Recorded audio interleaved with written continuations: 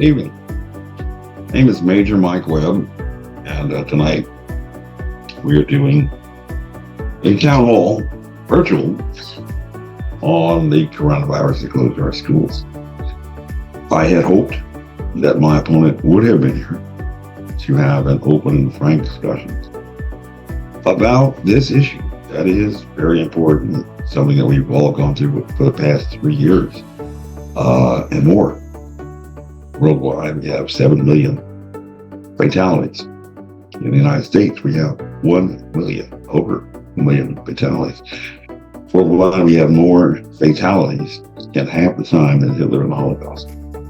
And still, at least in the scientific official, and also according to government officials, officially, we don't know how this phenomenon had occurred. Officially, we believe, according even to Dr. Fauci, we may never know how this happened. And at least in the intelligence community, when you're trained as an intelligence analyst, Army FM 2-0, the first thing that you want to do in order to develop a reasonably calculated plan to prevent, mitigate, or to use the military terms, defeat, attrit, destroy, or defend. You want to get a clear picture of the threat. You can't hit what you cannot see. Zig Ziglar has a wonderful motivational speaker, Christian, has a wonderful anecdote where he says it is almost impossible to hit a target that you cannot see, and it is practically impossible to hit a target that you don't even have. And that is kind of where we are in this coronavirus. But tonight we're really going to get further into this novel coronavirus with what at least one researcher had called an etiology quite singular. And we're going to get more into that later on. But right now, the big issue is the impact that it has had on children at school. There's been much written about it during the pandemic. There's been a little written about it as we have moved into this post-pandemic period that ended officially in the United States and also sort of the WHO back in May. But let's look at this current situation. Some may have heard the term learning loss. I've been out on the campaign trail since January to qualify for the ballot. Now have a election day on November 7th, currently in early voting. And still the term learning loss is new to some people, but it's something that should have been anticipated to some extent. And even now, the Arlington Public Schools has a wonderful page where they will let you know that if you do not attend class, that is going to have an adverse impact upon your performance. I had an English professor in my freshman year who tried to make me aware of this rather rudimentary idea. He told me when he noticed that I was not attending class with great frequency that I could not be expected to pass his class if I only attended 1/3 of the time. 3 times a week I would pop in at least once a week, at least, sometimes not at all. Now, okay, some individuals have a natural talent. And I, at that point, still freshman in college, let my professor know after he grabbed me after class. I said, well, thank you very much for that information, and I'll see you when I see you. I passed the class, only attending 1/3 of the time. And this was at a private college here in Virginia, where 86 children in Arlington Public Schools had applied in the class of 2022. This is our post-pandemic Arlington Public Schools, number 2 schools in the state. But only 2 of those 86 got in. And so perhaps you have the same abilities in the classroom as I did, but at least statistically, only 2 out of 86 in all the public schools did in the class of 2022. 1 out of 96 were able to get into Harvard. Now, nationally, we talk about this learning loss. This is your scores of our children in reading and math. And a lot of people say, well, you shouldn't teach people the test because they really don't learn. Yeah, and that is true to a large degree. You do not learn by going out past the test. When I was going into the rain test, my largest concern was I was not definitely confident in my ability to swim. But I learned that on the first day of Ranger indoctrination program, I would have to complete a combat war survival test. Really just swimming 15 meters in combat boots, BDUs, and with a rubber M16, just 15 meters, while keeping the barrel weapon out of the water, which is a rather difficult task because you are being weighed down by your boots, weighed down by the uniform. And I was not confident that I could accomplish that. I wasn't confident that I could get away from it alive. And so when I arrived on Fort Benning for jump school, my first place of duty in my mind was to figure out how not to die on the first day of a Ranger indoctrination program. And so I went down to the installation pool. I found a Red Cross lifeguard who informed me, and this kind of goes through connection, which you get if you get into a very, very competitive school with a large alumni connection.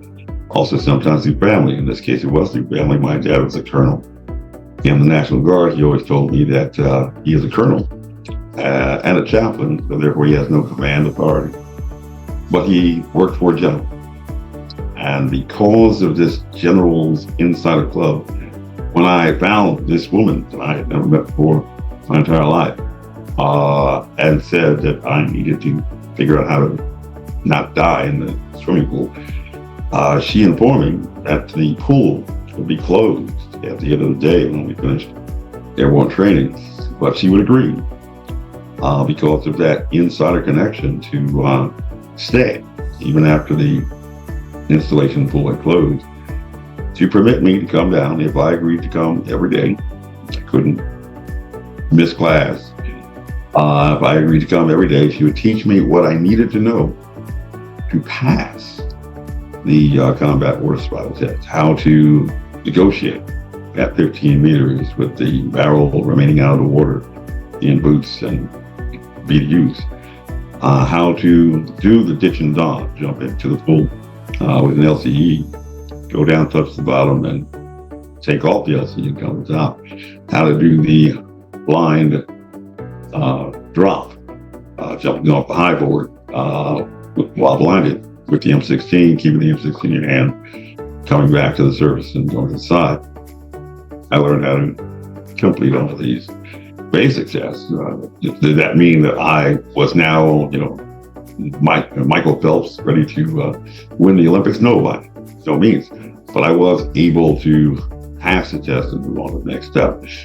But in even that instruction, I gained some confidence in the water, learning that I could do something that I did not realize that I had the capability to do, and those were applicable for later on to kind of build upon. So yes, you don't necessarily learn a lot by learning how to pass the test, but you do learn a little bit, and it really depends always on the individual.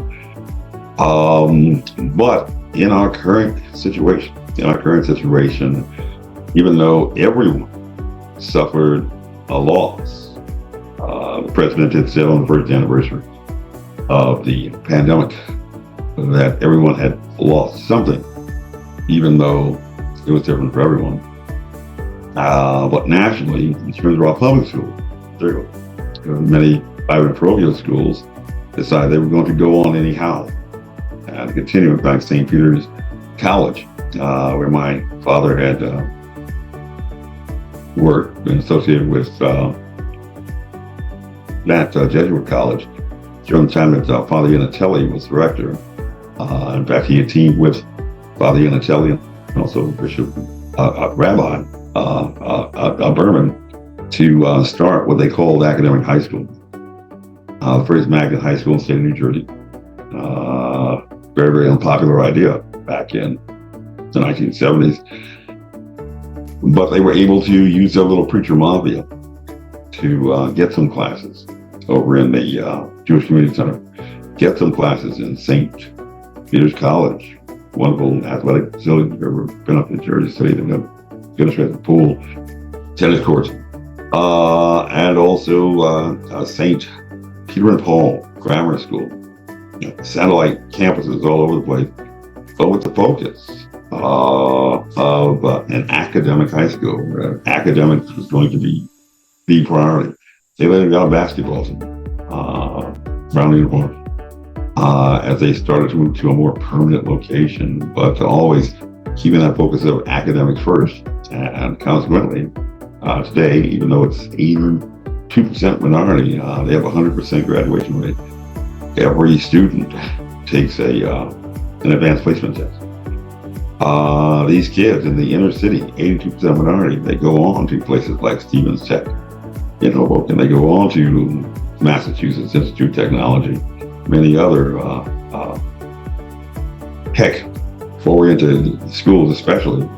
And that's right now is the place where if you want to earn more than that living wage, that's where you want to be. If you are a biology major coming out of college these days, you're going to earn $67,000. Go to college, get the knowledge, be that STEM graduate and make some money. That's what everybody wants to do these days. But if you're not performing at the sufficient aptitude in science, which often requires grounding in math, you're not going to get there. And nationally, Virginia, although the 7th ranked state for education by credentials, in terms of people who run around just like the Scarecrow in Wizard of Oz with a diploma that says that they went to college and got that piece of paper. Go to Washington and leave where I went, you'll get a sheepskin, you won't get a paper. One of those wonderful things you can, I don't even know where my sheepskin is, to tell the truth. I think it's stored someplace in my big garbage. But get that piece of paper, now you have that credential so that you can go on and do other things. I think perhaps the connections that you make in these places and also the education that you receive at a more competitive college, just by trying to keep up with your peers. We tend to be very peer focused. If my friends are applying to Harvard University, I'm going to apply to Harvard University. That was definitely what happened to me. Although, at the school where I was, if you were running inside a group that was going to apply to Harvard University, more likely than not, you could probably get into Harvard University. You would not have this sudden surprise after encountering some evolutionary pressure, as some 95 of 96 students in public schools had experienced upon applying to Harvard, finding out they were not Harvard material. What are they going to do after that? I'll definitely not go to Harvard. And we have, in this learning loss, Virginia, again, ranked 7th for holding degrees, ranked 6th in the nation for losses in reading and math aptitude definition on these tests. Number 1 on reading. Now, okay, you don't have children. I don't have children. Never had children, never been to public school, haven't been a teacher in public school. And if you want to say, okay, because of that, you don't know. Well, I do know this, that those who can't read, some 68% of our prison population people who can't read. So when we talk about that pipeline to prison, it's always inside all of these political speeches. Maybe, if your schools are not teaching people to read, there's something wrong. If they're not getting into college, you have a 93% chance. I'm going to do a little bit with percentages, because people in pandemic have demonstrated a incredible understanding how to understand percentages. Some percentages they kind of understand, others they don't exactly understand. 93%. Okay, now let's think of 93%. A lot of people were told that these safe and effective vaccines from Pfizer had a 92% efficacy. 92% efficacy. Well, we might get into that whole distinction between efficacy and effectiveness. But 92%. And so people were convinced, yes, we have to get these products, these quote vaccines. Well, we might get into why I say quote vaccines, but they decided they're going to be administered, these products, because of a 92% of efficacy. Well, you have a 93% chance of getting into Virginia Commonwealth University. A wonderful place to go for alumni connections if you're in Alexandria. The mayor of Alexandria, that's a BCU graduate.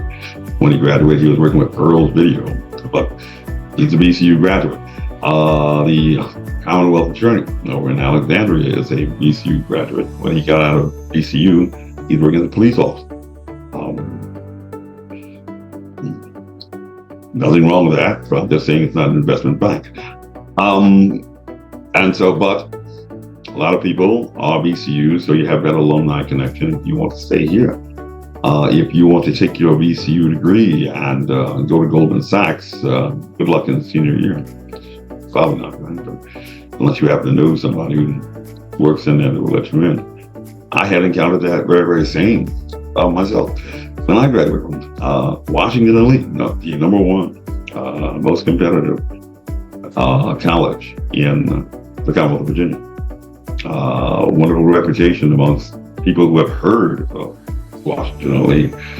However, I did not want to go to Charlotte to work in banking after graduation. I came from New York. I did not want to go to Atlanta after graduation. I came from New York. I did not want to go to Nashville. I'm not saying they're terrible places, but if I was going to be in banking, I wanted to be in New York banking, want to be around Wall Street, want to be in a city that never slept. And so when I went to, first of all, New York banks didn't even recruit on the Washington Elite campus. I was actually quite surprised to find that they had a big career fair at not even on the UVA campus. It was actually at the Omni, but it was in Charlottesville, where they invited people to come up. And I actually did see Bankers Trust and Citibank and some of those, just kind of on a scouting trip to find out, is there anything in Virginia that's even worthwhile? And that was what I was facing when I was trying to get into a New York bank. Fortunately for me, I knew the vicar of Manhattan. Good inside connection if you're in Manhattan. My dad knew the vicar of Manhattan. Good inside connection when you're in Manhattan. And so I was able to use my connection to just get an interview, to get into Bankers Trust. It was a long negotiated process that actually really began with an interview when I went home for Christmas. I did not have a job when I graduated from college. And that was election day, June of 1988. I took a train down to Delaware for what I thought was going to be an interview and more waiting. But as soon as I arrived back home, first thing I did was vote for my first time in a primary election.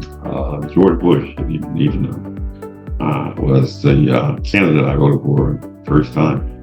I received a phone call from Bankers Trust to let me know they were offering me the job. I could start. But one, I had, a good school behind me. Two, I had connections. And so what ended up happening was they kind of created, for the first time, an internship, or an internship, a management trainee position in the Delaware office, where I would interact with all of the other New York management trainees, but I was coming in kind of a backdoor that was kind of creating that happen many times in my life, in the military and all this, again, because of these connections. If you don't have these connections, if you don't go to the right schools, can sort around the right people, as much as you want to believe that the world is going to come to you, I don't want to do the politicking, I don't want to, let me tell you, there is nothing that's going to bring these things to you, kind of like infection that Bruce Aylward had explained back in March of 2020. Getting infected is a function. I love the way he says a very formulated expression.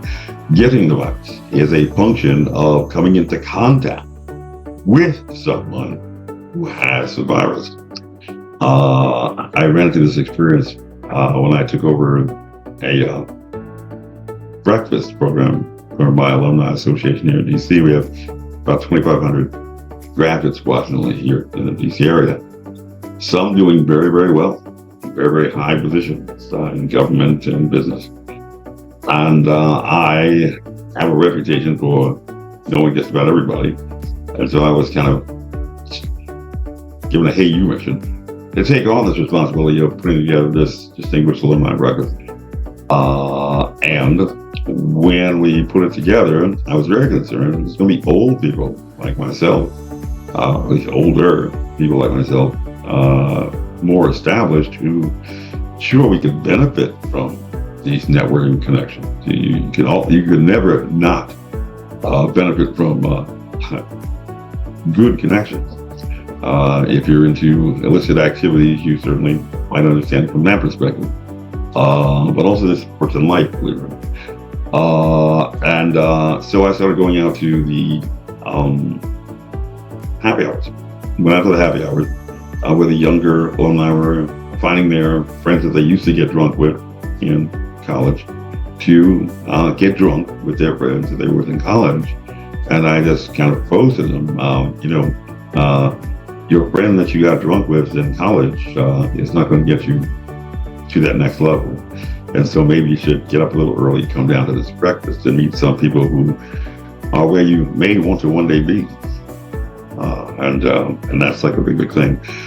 But I kind of digress just a little bit on that belaboring point that education is important, and Virginia nationally is ranked 6th for losses in reading and math aptitude. And definitely that's going to affect whether or not you're going to, if you decide to go into the military, as I did. That's the difference between whether the only thing that you can do is the infantry, which is not something that a lot of people want to do. People that go into the infantry tend to have what I like to call a dysphoria regarding their own invincibility. Or in the alternative, I have a very, very low survival instinct. I'm going to go be cannon fodder. I mean, it's not exactly rocket science. But that's going to be the only option if you do not score well on the ANTRAP. Some people test very well. You may be able to get through that, but if you do not test very well, and there is a skill, it's basically problem-solving skills that are going to get you to these tests even more than actually knowing how to read, actually knowing mathematics. It's more problem-solving skill. You have to figure out how to turn this into that show with Reed Spillman, How to Be a Millionaire, Want to Be a Millionaire. Give yourself some lifelines in those tests. You're going to negotiate your way through. And if you score well, you could be that person that's flying those jets with the need for speed. You could be that person who is the astronaut going to the moon. But if you are not performing well, regardless of where you go, you're going to get these tests. You're going to have to know how to think to some extent, how to solve these problems. And that will be the barrier that you helped to create for yourself because you did not prepare yourself for that eventuality. You had not, as preachers used to say, or they declared themselves non-essential in a pandemic, make your provisions, major provisions. And at least in the Bible, it says that those who do not use those talents that they have and try to increase them to return usury to their master, they wind up in a place of much weeping and gnashing of teeth. May the Lord add a blessing to the reading and hearing of His word. But we want to continue on in terms of this novel coronavirus. And let's talk about first closing of schools that caused this problem. When we closed the schools, what was going on? What was the situation? I was a military intelligence trained analyst at Fort Washington. My job was to take a look at the battlefield before we went in and encountered the enemy, to figure out how many tanks they had, how many troops they had, how many field artillery pieces they had. Did they have any scouts and other recon elements, any special ops in the area of operations? I want to get a good picture of what we were going up against, so we knew what to go up against them. Something that we did not do with this virus. It's a very, very basic metric: infectious dose. How many particles have to get on a respiratory tract cell to cause the infection? From this, we can now do some inferential analysis, kind of extrapolate and try to figure out, in order to get a 1-to-1 ratio in correlates protection, measured in serological titers, those kind of immune responses. How many do we need to go up against this virus? We never determined that, and that's actually something that you need to develop. In fact, the vaccine kind of makes sense, kind of like with poisons and venom. This is why snakes are able to run around with venom inside their bodies. They have an equalizing amount of anti-venom in them, so it kind of balances out. You may remember this term called homeostasis, homeomyality classes as well, something like that. But we never determined it. But when we look at this situation, and the schools were closed, with medical doctor, pediatrician, neurosurgeon, former Army surgeon, Ralph Northam, who had graduated from BMI State School in Alexandria, the year that I arrived at Washington Lee, the rich boy school next door. And he had looked at this situation where there were only a total of 45 cases that were reported in the entire state of Virginia. 45 cases. That is not a lot for a state with 8.4 million people. 8.4 million people, about 4.2 million of whom are not scared enough not to vote in the pandemic election. Less than a million, about 900,000, chose the kind of safer option of voting by mail. 4.2 million people. That's a lot of people who closed schools, canceled vacations, and no great reports about anybody causing outbreaks during the election, which should tell you something, kind of situational awareness. Well, what do we know? On March 15th, when Ralph Northam closed the schools, we knew that we only had one fatality on March 15th. But schools in Northern Virginia, in Alexandria, in Arlington, closed their doors, decided to extend the spring break on March 14th. And so the question is, what did they know? What were they thinking on March 14th when they decided, before a medical doctor and governor had decided to cancel large social gatherings of 100 or more? 160 Christian churches in Alexandria also did the same thing, as if they had spoken to God, and came to a consensus that we all have to close our churches. It kind of sounds like something else is going on. There are no reports. The earth was shaking, the lights were in the sky. But suddenly these ministers got this revelation that they had to cancel in-person worship. It just sounds kind of suspicious. But what else did we know on March 14th when these teachers Science. In fact, I ended up running against a high school science teacher for the school board. We were thinking about reopening the schools safely. What did they know, or what should they know? Just from an inferential analysis based on past biological phenomena. There's some rules. One of the hallmarks of science, just as a method, is reproducibility. You pretty much know when you are sitting in a chair and you fall, you're going to hit the floor.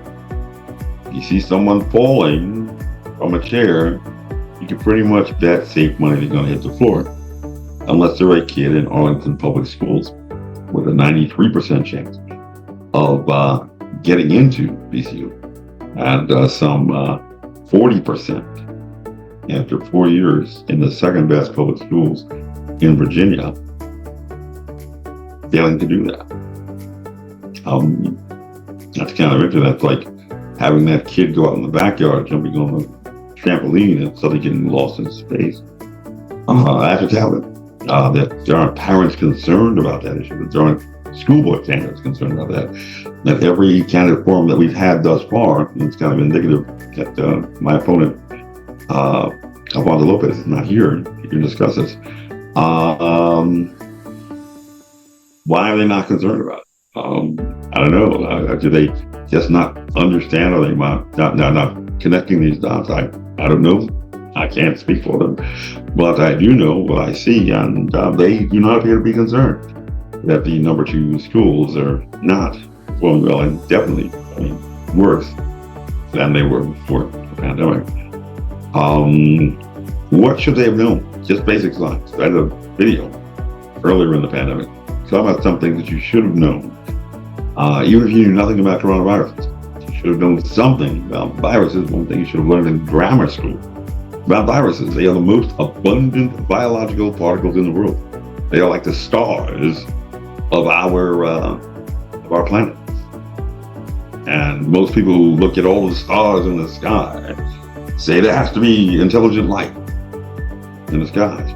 But when we look at viruses in terms of how many are harmful to mankind, before a novel coronavirus emerged, there were only 219. Incredibly small, given that large number. Scientists have theorized that the reason for this is that viruses did not emerge from the primordial soup. The microscopic life that became the sea life that came up onto the line. No, rather they found that as creatures became more complex, what occurred was that their RNA and their DNA started to, as we found in the pandemic, they started to mutate. Kind of like we have cancerous presentations where things kind of go wild. These RNA and DNA had the same thing, became invasive. And so bodies had to find a way to get rid of that contagion.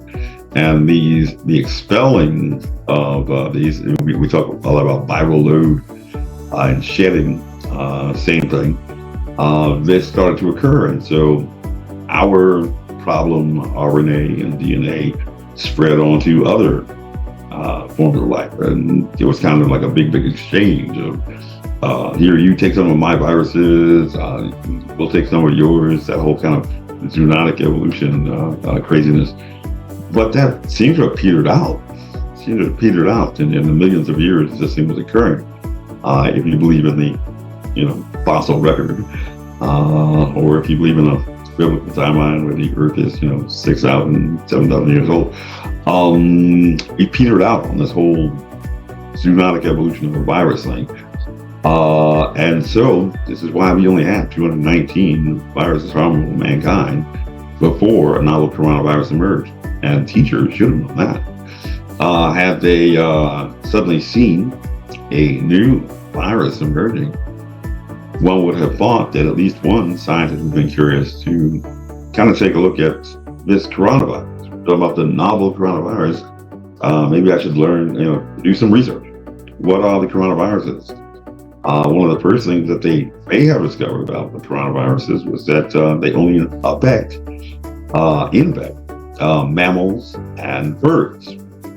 And so when Sanjay Gupta was on CNN in January 2020, saying that he thought, he was a medical doctor, health expert on CNN, he thought that the coronavirus came from the Chinese traitor King Cobra, that should have raised some concerns because there are no reptile coronaviruses. That should have raised some concerns. But evidently, even our teachers, and even folks in the teachers union who want to pay them more, did not do that basic research to find out there were only mammal and bird coronaviruses. But when it comes down to human coronaviruses, you just look at the CDC website and find that there are now, today, only 7 human coronaviruses. Whoa, what do you mean, only 7? We've been doing this interchange for millions of years, but we only have 7 human coronaviruses that were kind of problematic to mankind. The first coronavirus was actually kind of discovered in 1932, around the time that we were getting the electron microscope, so we just see things closer. Kind of like now, just this week, they're talking about some scientists that were able to got the Nobel Prize, being able to get blurry pictures of electrons, even smaller than viruses. 1932, we started to acquire this technology, but we were only in 1932, with regard to this first coronavirus, a filter. We were able to notice that we were getting something out when we were looking at some case of avian bronchitis that was sweeping across the Midwest. But it wasn't until 1936, with the aid of the electron microscope, that they were able to identify, oh, this is a coronavirus, chicken coronavirus. But it was not until 1965, while looking for a cause for the common cold. At least that was the official story. Looking for the cause of common cold, man and woman team, one in University of Chicago, the other over in Great Britain, at the same time, coincidentally, discovered OC229E, the very first human coronavirus. And when they looked at it under the electron microscope, very fuzzy picture also, things are still kind of advancing. They thought that it looked like, amazingly, a chicken coronavirus. A chicken coronavirus. And that was pretty much the end of coronaviruses. And it was only just a small co-infecting agent in the common cold. It was not a standalone disease. Although just before the pandemic, some researchers had found one woman who, very, very oddly, and they still don't explain how this happened, she was suffering from coronavirus as a full-blown disease, experiencing all of the problems that arise from a coronavirus infection. Somehow she had been exposed to a sufficient quantity of this OC229E, kind of like there's a individual early 2000s out in the Midwest who had somehow gotten infected by anthrax. Now you need between 8,000 and 50,000 particles of anthrax to have any kind of infection, any kind of disease. But he was somehow exposed to that incredible amount of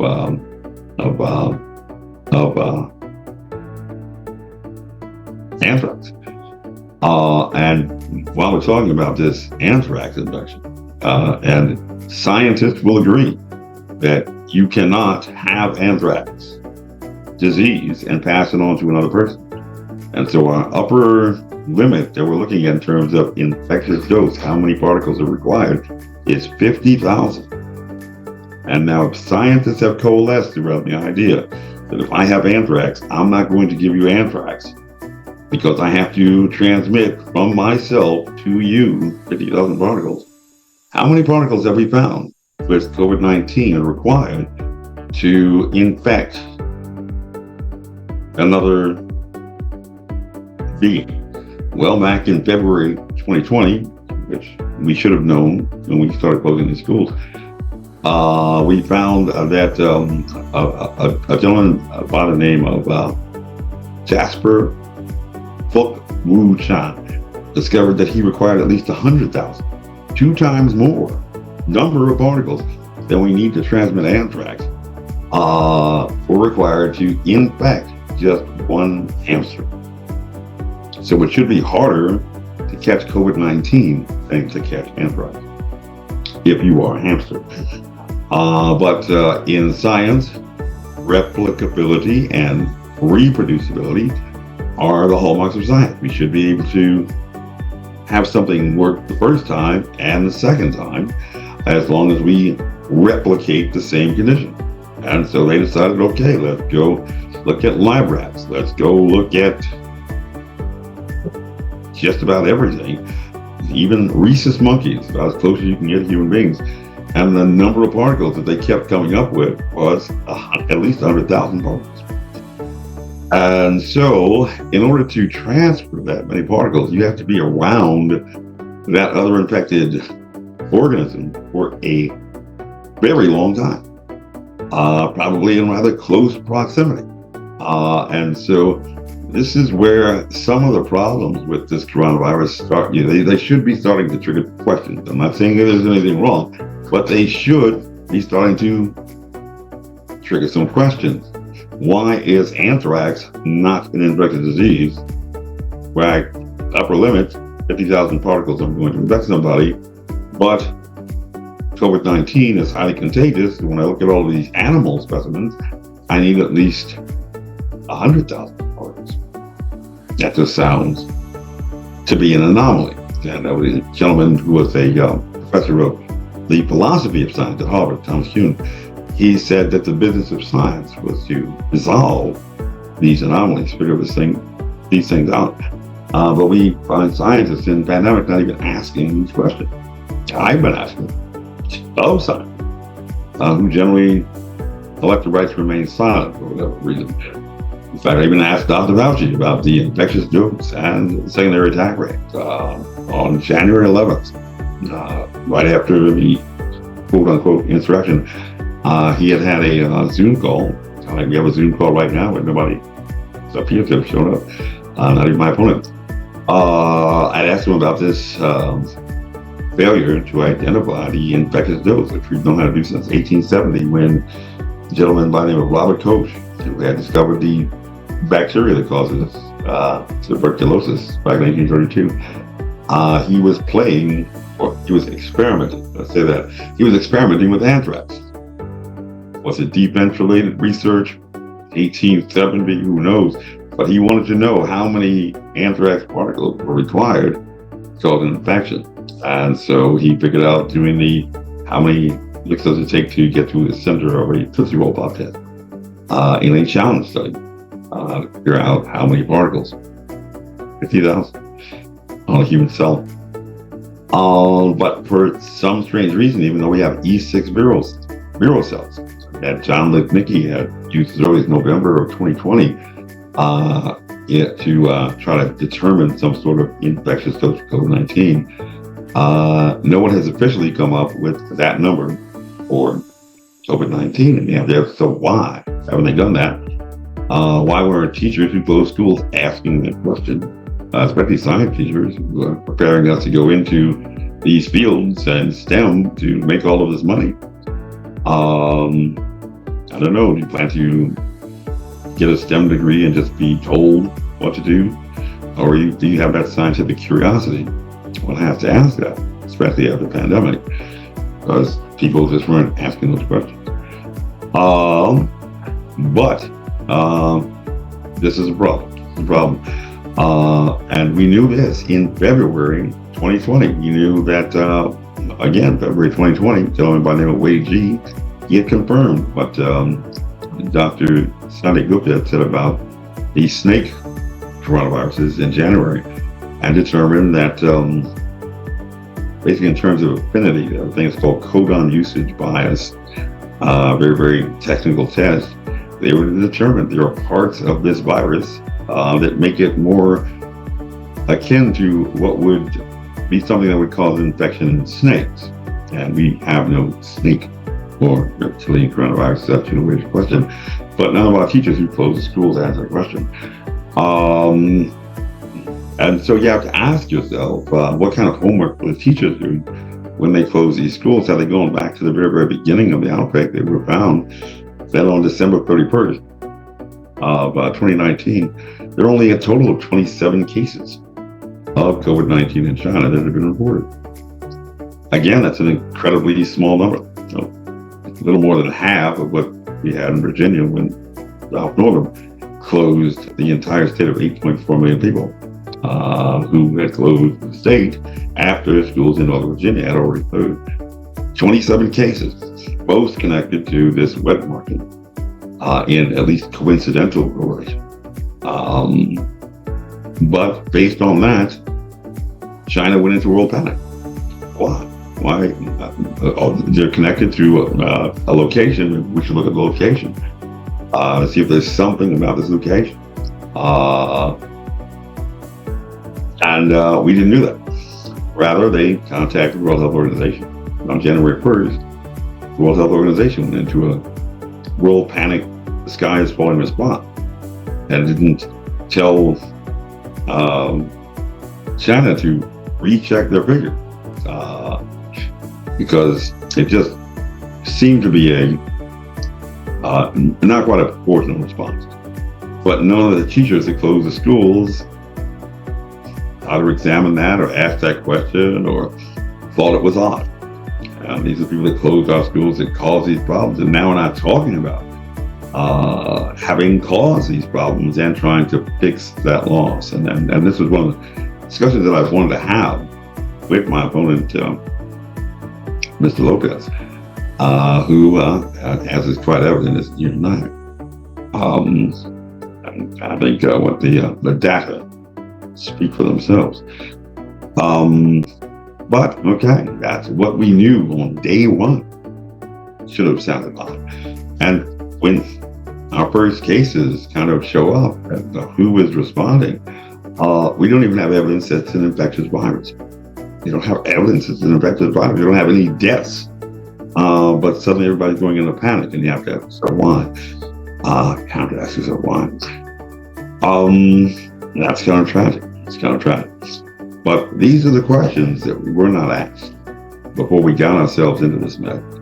These are the questions that are still not being asked as we now do exactly what the president had said on the anniversary, the first anniversary of the pandemic, how we were met with a virus that went unchecked. And now we are met with a learning loss that is going unchecked. Myself, although my opponent has said that he is always committed to education, even legislation or achievements in his record, I've gone to the governor now twice to declare a state of emergency on education. I believe we have to do more to understand this virus. Even Tedros over at the World Health Organization back in 2021 had said, we underestimate this virus at our own peril. Even Eddie Holmes, Christian Anderson, has said that failure to understand the origins of this virus are going to inevitably lead to those collisions that with novel viruses that cause these problems. And to an extent, I mean, that is true. You have to understand the problem before you can fix it. And certainly women who end up finding a lump on their breast and decide to ignore it tend to suffer adverse outcomes in cancer because they fail to address a problem that very, very evident to themselves. But they're scared to ask the question. And I've been doing crisis management since literally college. And I've always found that it is better to discover the enemy and get a clear picture of it so that you can deal with it rather than kind of closing your eyes and hoping it goes away. It really does. In fact, it becomes more emboldened when it sees that you're scared. But that is basically, day one. That is what we do. Let's talk about some features on this virus. Very, very I used to be a biological warfare pilot. I helped to stand up a NORAD type capability for exactly this kind of situation during this trip. A lot of things that we know about what is suspicious. Didn't see a lot of that knowledge going into use in the pandemic, but we have a very, very good picture of what things should look like, and end up finding some things that might be appreciated by a customer who might want to acquire a virus that has certain gain of function. And in addition to these snake, the snake caught-on usage is very interesting, because a lot of people know that snakes and some other amphibians and reptiles, they have an ability to be cut and reproduce limbs and all this kind of thing, tails, whatever. And this is because of what they call transposons. Transposons is many particles,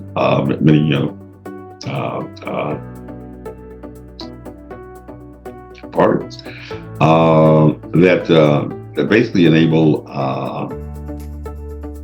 transporting these kind of signals, kind of like our mRNA kind of function. They travel to trouble areas, and because they're able to detect trouble, and when they arrive, are able to start some sort of a process, so that suddenly that tail that got amputated is going to grow back.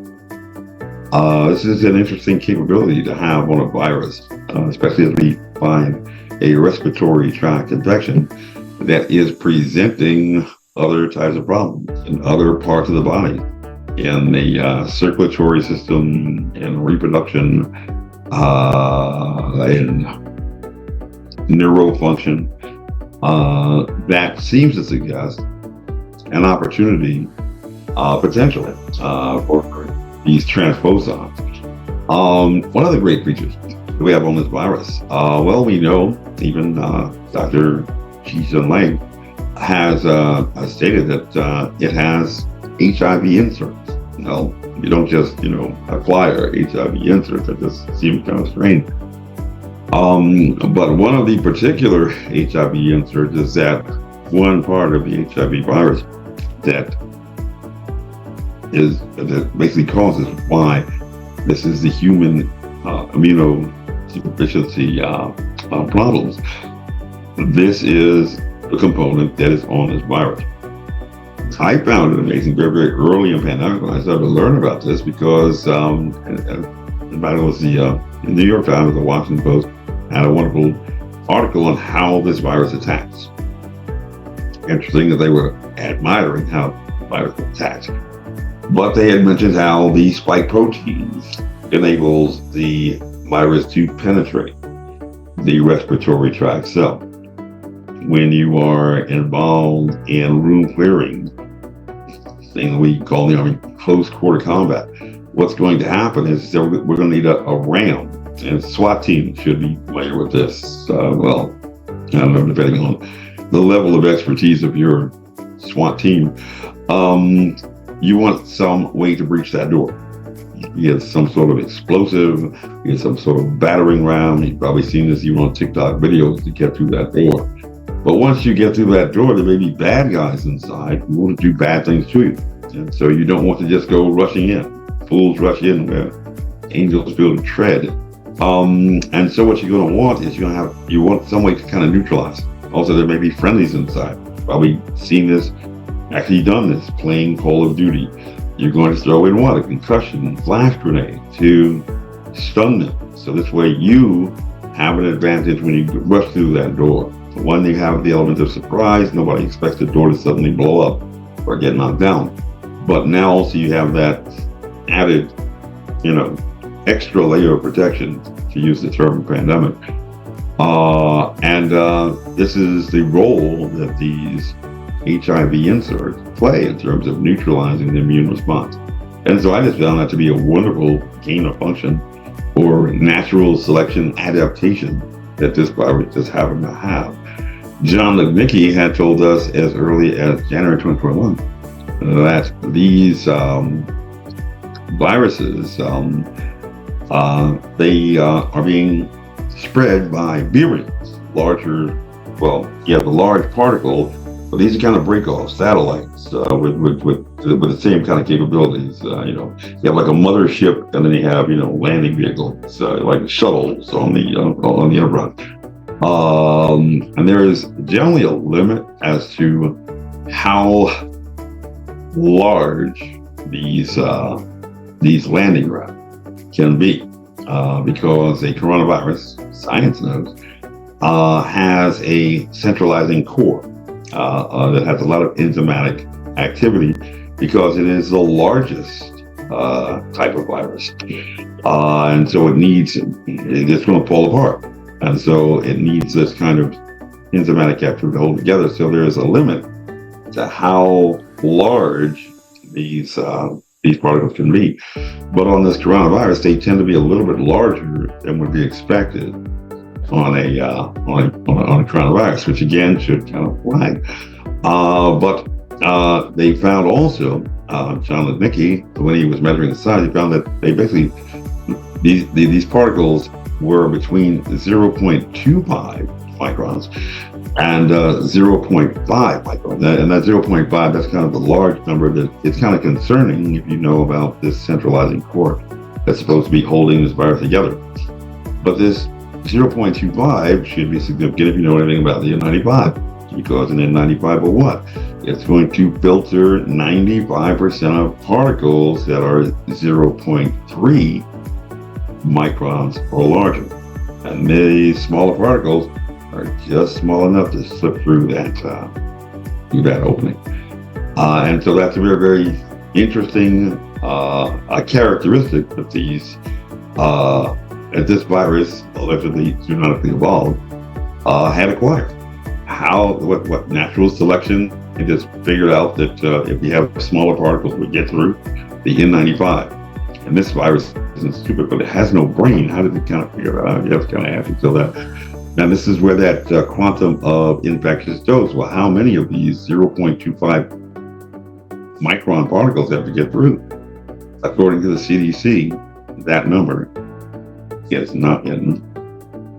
Now, a gentleman by the name of Ben Killingsley, however, had announced a study as early as April 2020. He got an organization called One Day Sooner to try to get volunteers to participate in a challenge study. Challenge study is basically, I'm going to take this virus particle by particle and put it in your nose. We really don't have to do this because we have e-secure cells. You don't have to risk anybody's life, but evidently they found young people who didn't know that.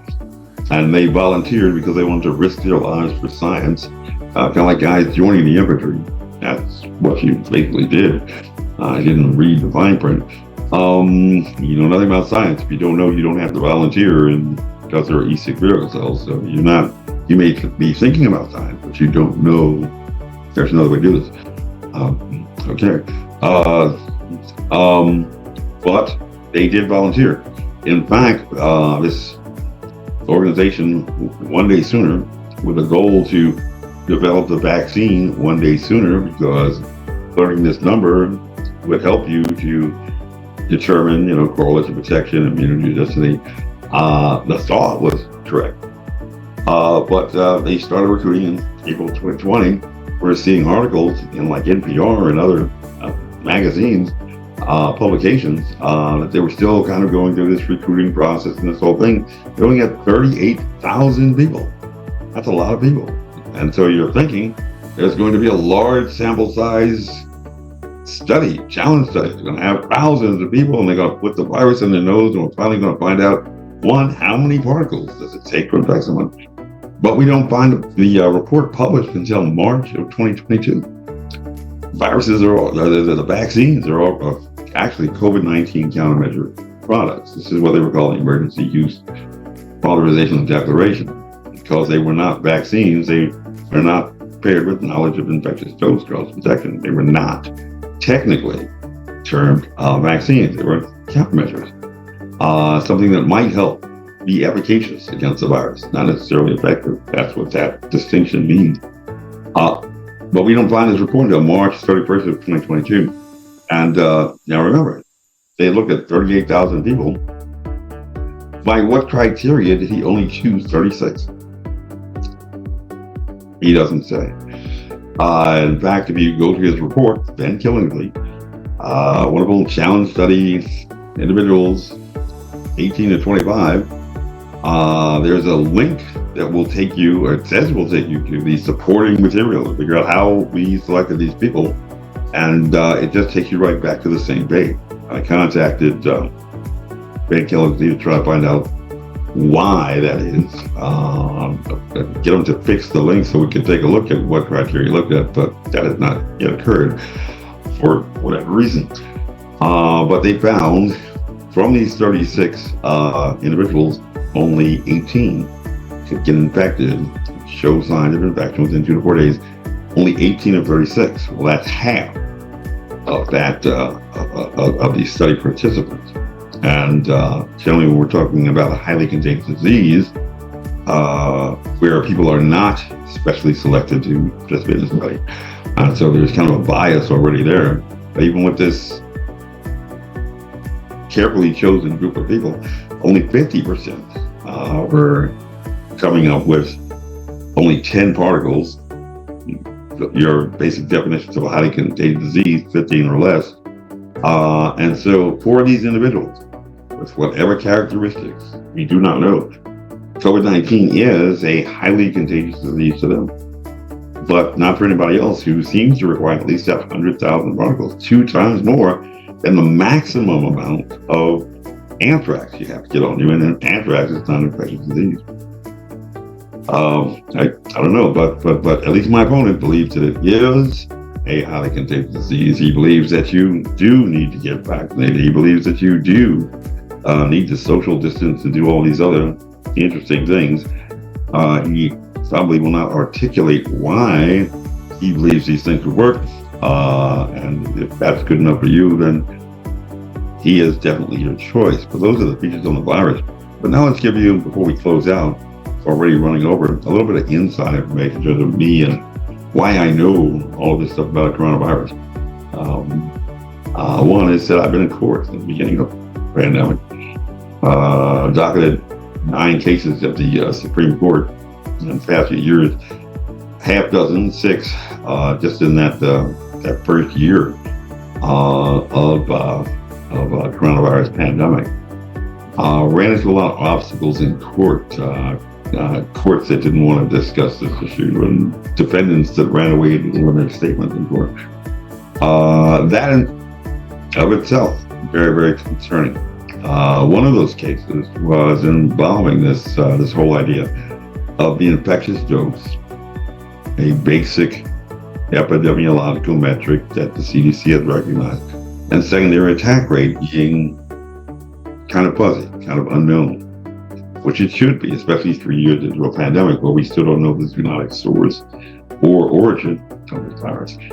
And so, because it sounded like something that I may have seen in a former life when I was involved in strategic counterintelligence and special operations and other activities, I thought that it sounded like classified.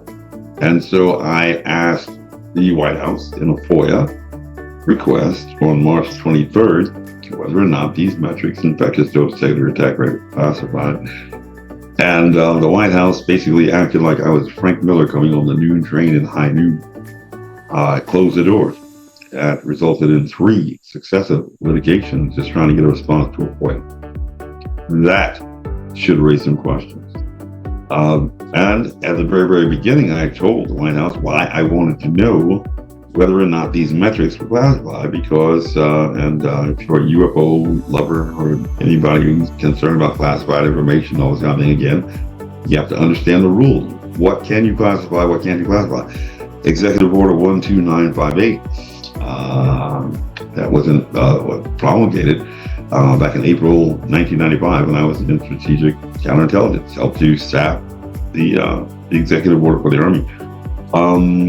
One of those things that we need, one of these criteria, in order to classify something, is that the government would have to own and control it.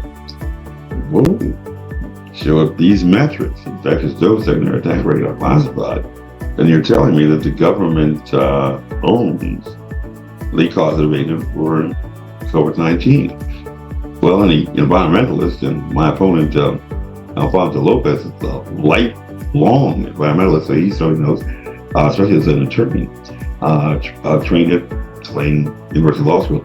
He knows that there's a British case that's actually been adopted by the United States, most states by 1948. Fletcher v. Rylands, if you bring a condition upon the land as a defendant, say that you're a terrible manufacturer and you're putting pollutants, throwing plastic in the ocean or whatever, and it's going to cause these harms because you brought this condition upon land, you are therefore strictly liable, at least for all foreseeable harms that should result from that. You should know that, little fishes are going to start choking on the plastic, and so shame on you.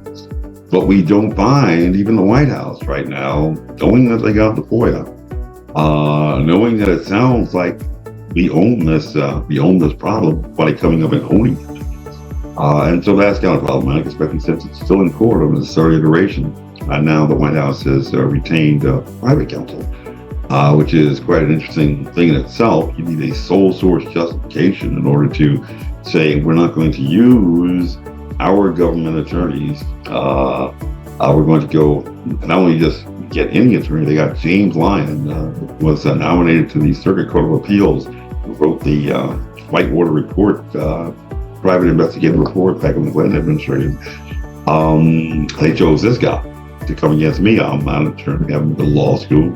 I have a license. I've only just started doing this kind of litigation hobby, as Nerd Darling calls it, in the courts, but they get this big bad James Lyon coming against me about coronavirus.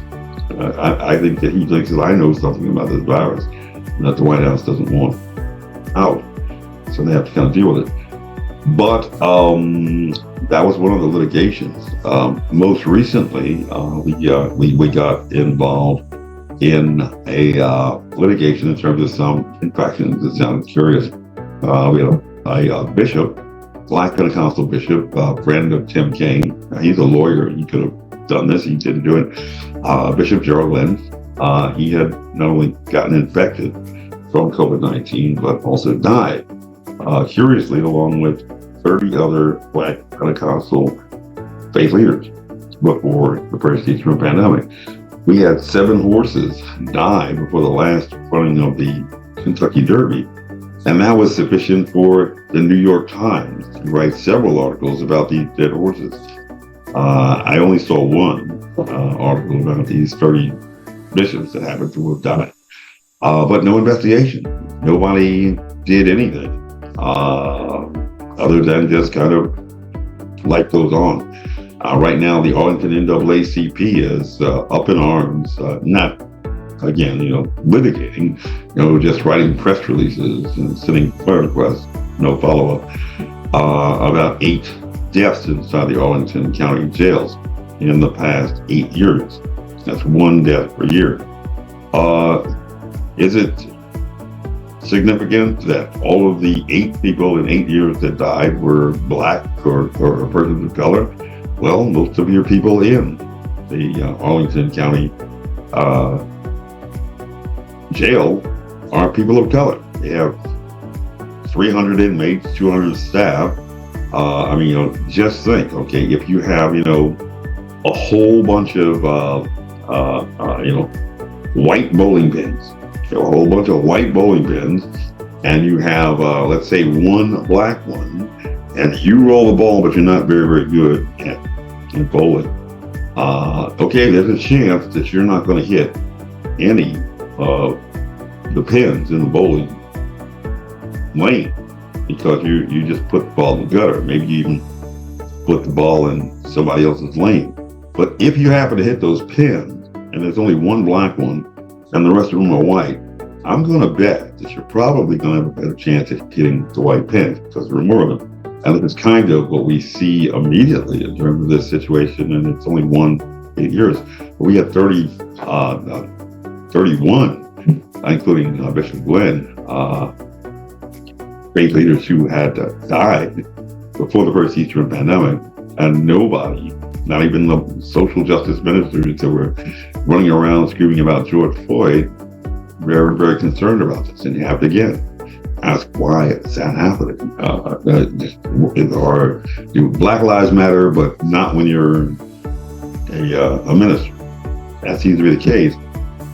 Currently also in a case in Alexandria regarding the infection of the pastor of the First Baptist Church of Alexandria, his wife, and also a family in that church, and going up against the prosecutor who ran unopposed every time he ran for Commonwealth attorney in Alexandria, going against him. And he wrote recently a motion to dismiss, first disparaging my case to try to get a grand jury investigation into the deaths of this bishop, along with 30 other Black Pentecostal faith leaders.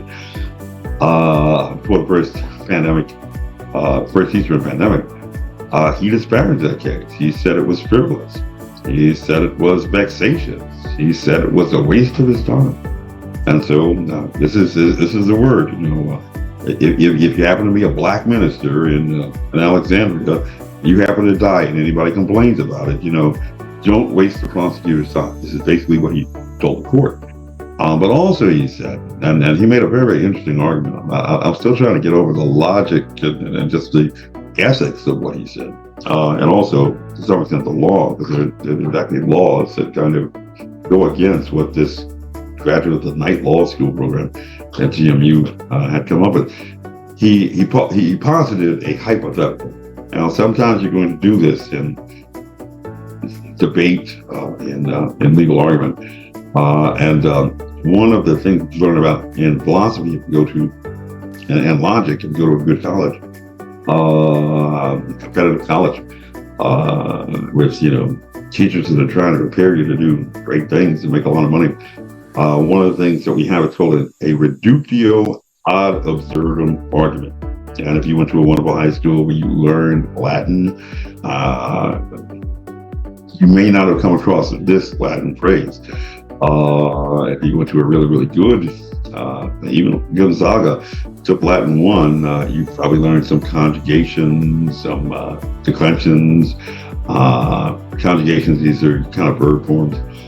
In addition to tenses and pluperfect, the future perfect, past tense, the imperfect.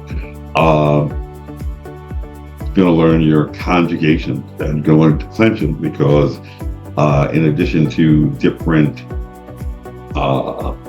gender for their nouns, in Latin you have some female nouns and you have some male nouns, you have some neuter nouns, which definitely doesn't align with their biological sex all the time, for whatever reason. One of the funny things we used to run into in Latin 1 is the word for farmer. It sounds like it's a feminine kind of root on the end, kind of suffix. Agricola, or as people trying to learn Latin say, agricola. Agricola. Definitely, when you think of farmers, you think of a manly, masculine kind of a thing. But we have this kind of feminine kind of root. I don't know. Maybe they were trying to suggest something about what farmers. I don't know, but they had this feminine thing. Father Dolan also used to get on the Venauta for sailor, kind of a sexy sailor, as he used to say. But it's actually, it just sounds feminine, but it's actually masculine. So that becomes kind of irregular in Latin. It say so much about sports and restrooms when we were getting into Latin, but hey, don't ask, don't tell. But this is just kind of one of those things that you kind of run into when you get into more advanced education. But we could talk on and on about the crazy features of this virus that just do not sound like they came in the lab. We could talk all about the cases that we're in, where like this current case against the prosecutor, where he made the argument, this reductio ad absurdum argument that you usually try to do to characterize the argument of your opponent. You want to make what he said sound absurd, but instead he used it to justify his own argument. And he posited this arguendo hypothetical that if the mayor had been found guilty, there was evidence to prove he was guilty, so put him away in jail of murder and terror. According to the prosecutor, Brian Ford, he says that no court could make him investigate, arrest, or prosecute him because evidently he's a king. He gets to decide who he wants to go to jail, who he wants to prosecute. If you've been prosecuted by Brian Porter over in Alexandria, evidently he feels that you should be prosecuted. If you didn't get prosecuted, then okay, maybe you're on Brian's good side. It's really just a whim. It has nothing to do with the law. It's just whatever he decides to do, whatever he decides is not overburdening his staff. It's kind of interesting. That doesn't sound like a rule out of me, but I don't know. 97% of Alexandria voted for that.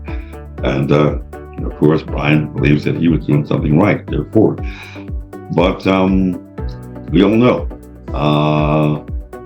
what this virus is not knowing about this virus. What makes it tick, what makes it function has led to. Look at the Narcan kits that people are running out to get for children in school. Not concerned about the fact they had a learning loss, not concerned about the fact they're not getting into VCU, let alone Harvard. But they're concerned about these Narcan kits and making sure that 26,911 kids in the public schools have their own Narcan kit. Making sure that they're able to go to the restrooms that they want to go to. Make sure that they can participate in the extracurricular sports that they may not align with their biologically determined sex and gender. And that's really, really great. If you're in a summer camp, babysitting program, but it's not preparing you for later life. And so that little kid who learned how to be a little kid in grammar school and high school is probably not even going to be going to college, and so be immediately on your couch. And a problem for you is he's not going to be earning, or she or it, they're not going to be earning any income to even help you to feed some bigger child who now eats a whole lot more and may have a potty problem, trying to find out where to go to the bathroom. But that's where we are. And unfortunately, nobody is really talking about it. I am talking about it. I'm taking it to court, having some fun in court, a lot of cerebral kind of arguments. But let's talk about what is the plan.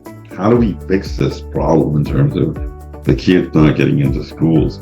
Well, one thing is you need to start talking about higher education and goals earlier on in life. One of the things that we used to do a lot when I was a child, play game of life. And just playing this game of life, you learn very, very quickly through evolutionary pressure that you want to take that route that goes to college. Because the name of the game, kind of like everybody likes to play Monopoly, but the name of the game in Monopoly, same name of the game in Game of Life, you want to have the most money in the game. And so people very, very quickly, evolutionary pressure, learn playing this game of life that if you don't take that college route, you're going to earn the least money. So you've got to have some lucky things, get kids, and hit all the right spots. You're not going to win the game. And so you take that other route, and you can become a teacher, you can become a doctor, you can become a lawyer. Everybody wants to become a doctor in the game of life. Why? Because they make the most money. If you're making more, you don't have to worry so much about losing the game because you're getting, back then it was like $24,000 every time you got paid. Whereas, you're a teacher, you get like $12,000, about half of that. So you didn't want to become a teacher, but it was better than not going to college because of money. People like money. But how do we fix this problem with the kids? One is do things like that. Let them know that college is an option. Take them out to college. My dad used to do this in an inner city church in Jersey City, just to kind of introduce kids to the idea, hey, there are things called colleges. Some people don't know. It's outside of their experience. They don't know to ask. They don't know it's something that they could possibly do. As early as the 6th grade, I was getting the Annapolis catalog because Dad was doing a lot of things in education, and he just happened to bring the Annapolis catalog home and had beautiful pictures. So I fell in love with the Annapolis. I was looking for it, just like people are looking for the iPhones every year. I was looking forward to the new Annapolis catalog. It's beautiful pictures, the cover, the inside of it. It's great. Took a little time for me to read little things that were important, like prerequisites inside. But I love watching that, looking at the catalog and the pictures. But you want to start to have those exposures, because now the more you're thinking about college, the more you start asking those important questions. Hey, prerequisites, what does that mean? Is that important? Is that going to be on the test? It costs a lot of money to go to college. That's something you have to start planning about early, or else when you get to that senior year, your determination in terms of where you're going to be available to go to school is going to be, and I hear this a lot from kids that get into college, and later on while they went to college, they gave me the most money. Well, now you are placing the decision for your future in somebody else's hand. Who's going to give you the most money? Who's going to give you the best deal? Richard Feynman, physics professor, astrophysics professor at Harvard, he said that even when it comes down to gambling, the guys who gamble don't sit there and run on dumb luck. Now you are doing something that he does tell you to do in gambling. Never bet with your own money, bet with somebody else's money. But he says when you're going down to Atlantic City, you're going over to MGM National Harbor, what you want to do is you want to increase your chances to come out a winner. And so you don't want to be at the mercy of the person who will give you the most money to tell you where you're going to go to college. You want to kind of start giving yourself a better negotiating position. Another thing that you want to do is you want to learn about problem solving. And that's a lot of what these tests really are. There are people, I admit I'm one of them, they do well on these tests, not because they know math, not because they know English, but because they can look at that test and they can figure out, wait a second, well, I know there's only one right answer. There's only one right answer. And so now let me eliminate those answers that I know are just ridiculous. I maxed the officer's selection battery. Ask me what was on the officer's selection battery, I could not tell you today. We even do this in the military with the DLAP. They make up a language. You're going to sit there and see stuff that you've never seen before. But if you kind of have that thinking process, you're going to be able to do better on that test because you know how to think. When you come into a pandemic where suddenly everything is brand new, you know to go back to the basics. Well, what do we know? You know, what are the things that we know about science? What are the things that we know about viruses? What questions do we have to ask to start to fill in the gaps? Not just, pull a solution off the shelf and then guess and pray, hope that it works out. That's how you succeed in life. That's how you're going to be able to increase your survivability. That's how you're going to have options when you graduate from grammar school, options when you graduate from high school, options when you graduate from college, options when you graduate further on into the real world and life. But now we are really, really beyond time. But we had a chance to talk about a lot. I hope that it was helpful. And we are going to be signing off. So thank you so much for tuning in. And it's a wrap.